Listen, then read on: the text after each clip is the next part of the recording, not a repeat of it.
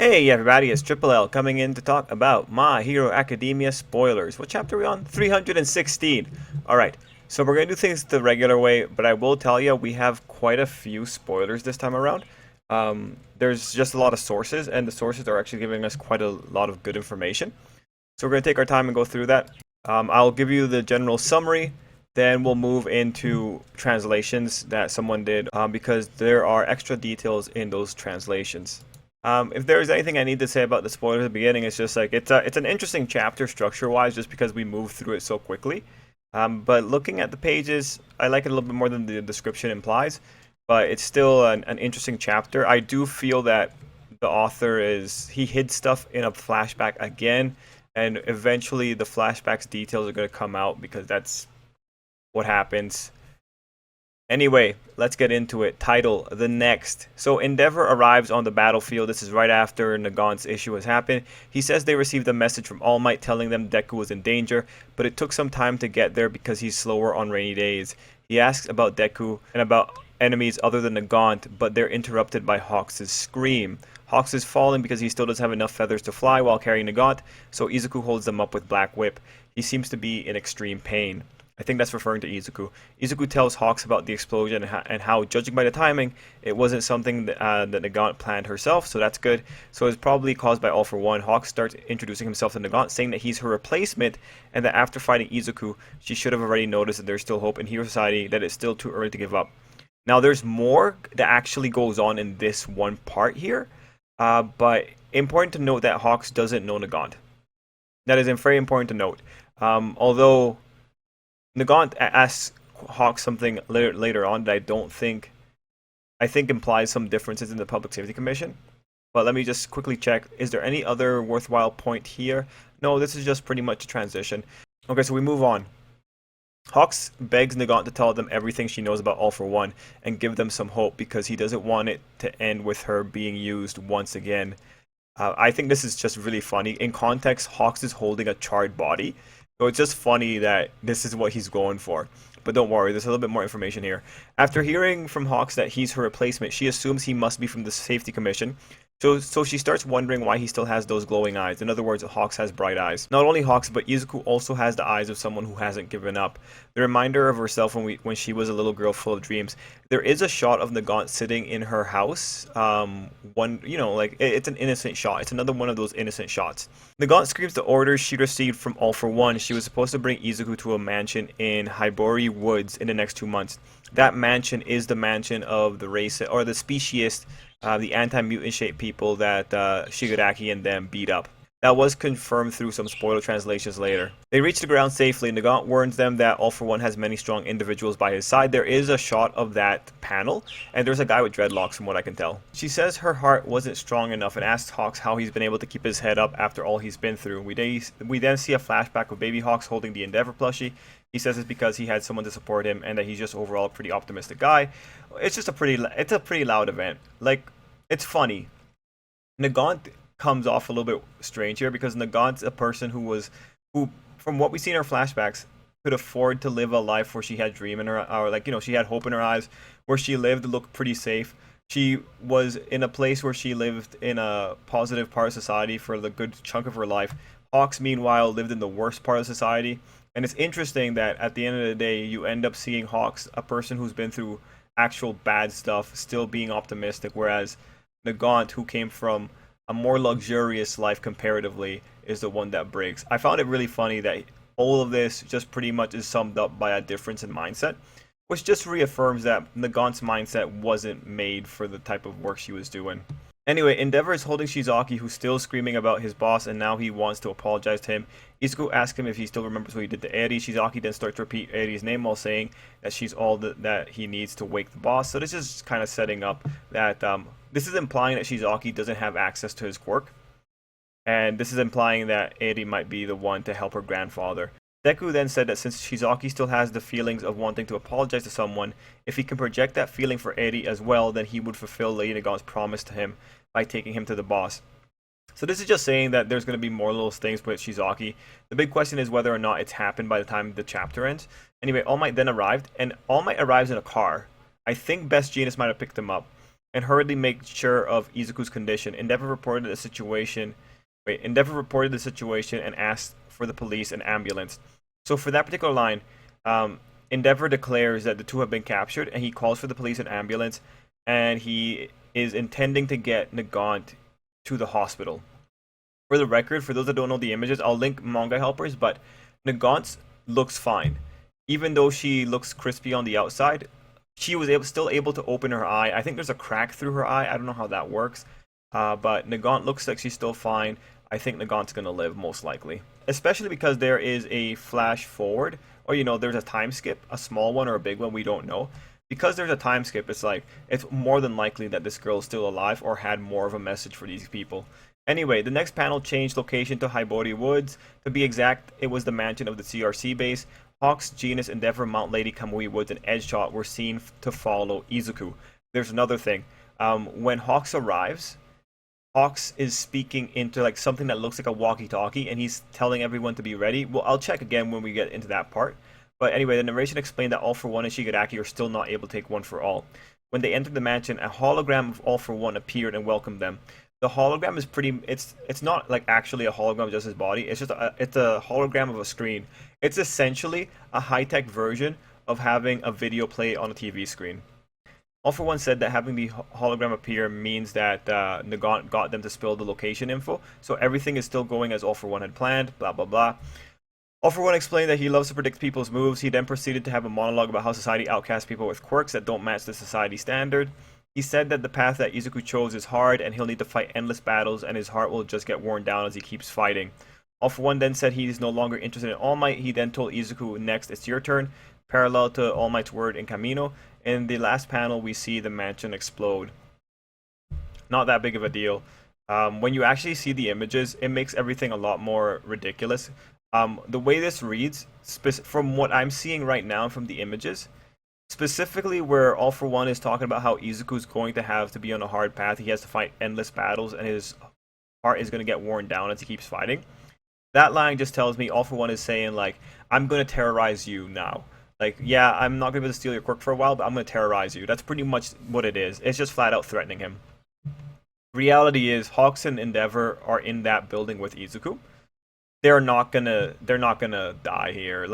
Most likely Kamui Woods is coming in with the save, and I'll give you the reasons why now. So over on Tumblr, one of those users ended up translating a bunch of the pages. So I'll go through the pages here, and there are a few critical lines that are neglected in the summary that are pretty odd. Oh, I just saw a funny note that Endeavor told Bakugo he can't make excuses for himself for being slow during the winter. Meanwhile, Endeavor saying he's slow on rainy days. Oh, that's funny. That's really funny. That's just the author had to justify why Endeavor didn't show up immediately. It's funny. That is legitimately funny. Anyway, the first interesting area is that when Hawks appears, he tells Nagant, I'm Hawks, your replacement. It's after you got enticed by the likes of All for One that I knew about you. Now, this is really weird. This doesn't fully make sense unless this translation is incorrect. Because the way it reads right now is that it seems like All for One had affected Nagant's perspective, because she was investigating him. So this is kind of odd how this comes up, and this is going to be one of the spots I want to look at in the official translation. Anyway, on these pages, Nagant's face is pretty cracked up, but honestly, she does not look that bad. Anyway, I'm going through. Nagant has a shot where it looks like she's either in pajamas. Oh no, she's in pajamas, and she's looking at the sky. In other words, she lives in a really nice house, so no wonder this person had a freak out when she realized society was a little bit darker. Anyway, Nagant gives the message by shouting. Let's see. We have the silhouette of All for One's people. They look interesting, but they're not that big of a deal. They're probably not going to be a big deal. Nagant says there are several others who All for One got in touch with. So that's kind of an interesting dialogue there. Next interesting thing is when Izuku was talking to Shizaki. Shizaki told him, "Shut up, you damn invalid. I got things to say to that woman." I don't know why he called Izuku an invalid. Well, actually, no. You can guess why he would possibly call him an invalid. In that Izuku has a quirk and he thinks people who have hero syndrome are sick. I can see why he would call him an invalid, but it's pretty dumb. Now, there is something interesting here. We specifically see Izuku's expression as they're moving through scenes. So this would happen roughly where Endeavor is saying to contact the police and take the injured away for emergency aid. This is his actual line according to the translations. Hawks is saying like Izuku's also badly injured, you should treat him alongside, and then it cuts out there. So what the author did was that he made it look like Izuku's only thinking of All for One, and the panels fades to black. And then when the black is removed, we're at the next scene. So what the author is trying to say that Izuku's tunnel vision got so bad that he didn't really process anything that happened during the black period, which is it's pretty lame. Take the focus away from Izuku because you do it all the time. Yeah, no, like he was just keeping the momentum up. But interesting technique there. Now the next segment is where we see all the a bunch of heroes approaching. So in this segment, what's important that I really want to know is that Hawks is holding a walkie-talkie, and he says, "I'm counting on you, everyone." Genus is with Izuku, telling him to be cautious, and Endeavor's like, "Wait, Izuku, don't be hasty." So this is just continuing the idea that Izuku is just really hardcore. Anyway, at that point, we enter the next segment. Now, the interesting things here are the things that are going off on the screen. One, there's a sound effect that's going off the entire time, and the translator translated it. There's a ticking sound effect. So pretty much as for every moment that for every moment that All for One is talking, there's a tick going off in the background. This is pretty critical. Endeavor also says, so they vacated this place after all. That implies that the heroes were ready for the possibility that the place would be vacated. Another thing, All for One says the fact that this device activated only means one thing. It makes it seem like this is a pre-recorded message, and All for One does appear in his regular attire. He's also got his life support system on. Anyway, at that point, All for One begins his villainous monologue, and he's just talking about society. All the while, the ticking is going off in the background. Now, the way it goes is that you see the panel of All for One saying, "You're next," and then the next panel is the boom going off. There's no panel of Izuku's face being illuminated by the explosion. So likely, what's going to happen here, Hawks is the man that can spy on people by shoving a baby feather into a door. He has baby feathers on him. Those feathers can transmit sound such that he can spy on people. There is no way that Hawks did not pick up on the ticking unless the author is going to break some stuff here to try and justify this. There's no way Hawks realistically would not be able to hear the ticking. And the author makes it very clear that the ticking was going off the entire time. Like, this is some very aggressive sound effects here. So because of that, likely Hawks knew what was coming because he would have heard the ticking. Ticking is pretty synonymous with a bomb. Kamui Woods is there. The simplest solution is that Hawks has Kamui Woods quickly make a wood barrier to mitigate some of the explosion. And you might say, like, well, a wood barrier wouldn't really be able to do a lot in an explosion. Well, fire isn't going to flash burn wood. It's just not going to happen. And if Kamui Woods just layers up a lot, he's probably going to be just fine. I mean, Kamui Woods is the guy that survived Dobby lighting him on fire. So, considering that he didn't burn when Dobby hit him, likely he's not going to burn here. Likely his projections aren't going to burn here. If he just layers up quite a lot, he probably protects all the heroes here. So, this is really just the big... To me, this seems like it's going to be the big opening shot between Izuku and All for One. Especially with All for One saying the path you've chosen is one of thorns. I'll have to tell you, every time you battle, your heart will only be worn down, and yet the end is not in sight. So given that he's now focusing on Izuku instead of All Might, the obvious interpretation is, when he was focused on All Might, he went as far as to screw over his mentor's grandson. If he's focused on Izuku now, I would hope that he's ready to screw over Izuku's family and friends. Because that's the way you play, that's the way you go about this. If you want to make Izuku get worn down, you attack him from that emotional side. It's time to go target UA pretty much. Now that the warning shot's been fired. It'd actually be really interesting if after this explosion, All for One targets UA while the guys are busy going to this house. But yeah, that's the spoilers.